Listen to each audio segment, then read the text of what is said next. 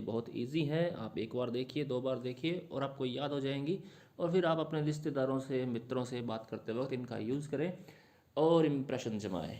So first हमारे सामने जो आप स्क्रीन पे देख रहे हो, ये है ए डॉग्स ब्रेकफास्ट। तो सबसे पहले तो इसका जो प्रोनाउंसिएशन है, ये जो वर्ड है इसको प्रोनाउंसिएशन है ब्रेकफास्ट, इसमें ए साइलेंट है। तो ये इडियम है, प्रोवर्ब है। इसका जो मतलब है, उसका मतलब आपको देखिए, एक कंफ्यूज्ड मैस और मडल, यानी जब चीज़ें अस्त व्यस्त होती हैं, इधर उधर हो जाती हैं, व्यवस्थित नहीं होती हैं, तो हम उनको कहते हैं ए डॉग्स ब्रेकफास्ट। तो जैसे ही जब आप कभी घर में आते हो और आपको सारा सामान अस्त व्यस्त मिलता है, बिखरा हुआ मिलता है, तो आप कहोगे oh my God, it's like a dog's breakfast. Example, when I came to home I saw everything like a dog's breakfast.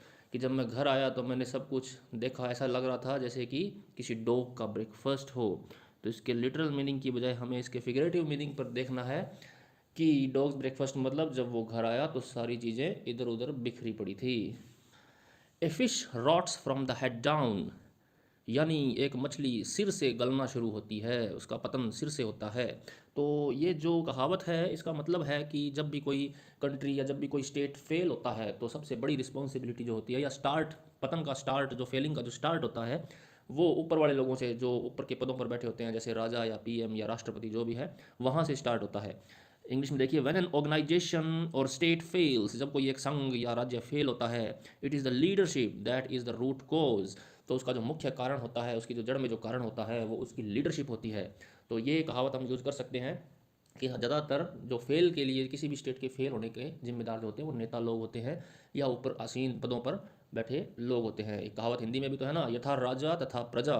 तो उनका बड़ा असर होता है, तो वो अपनी रिस्पॉन्सिबिलिटी से भाग नहीं सकते हैं। तो अंग्रेजी में उसके लिए कहावत है, a fish rots from the head down.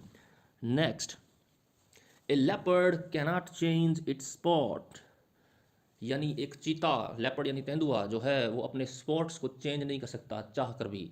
तो इसके लिए एक हिंदी में भी कहावत है हमारे जैसे, कुत्ते की दुम कभी सीधी नहीं होती। यानी जो आदमी, जिसके जन्मजात जो उसके गुण हैं, वो कभी उनको चेंज नहीं कर सकता, उसकी अपनी प्रवृत्ति पर वो कभी उसको कंप्लीटली चेंज नहीं कर सकता, दिखावा जरूर कर सकता है। इंग्लिश में एक्सप्लेनेशन देखिए, things cannot change their innate nature. Innate nature का मतलब है जन्मजात जो गुण होते हैं, उनको एक आदमी या कोई भी चीज़ें जो है वो बदल नहीं सकती।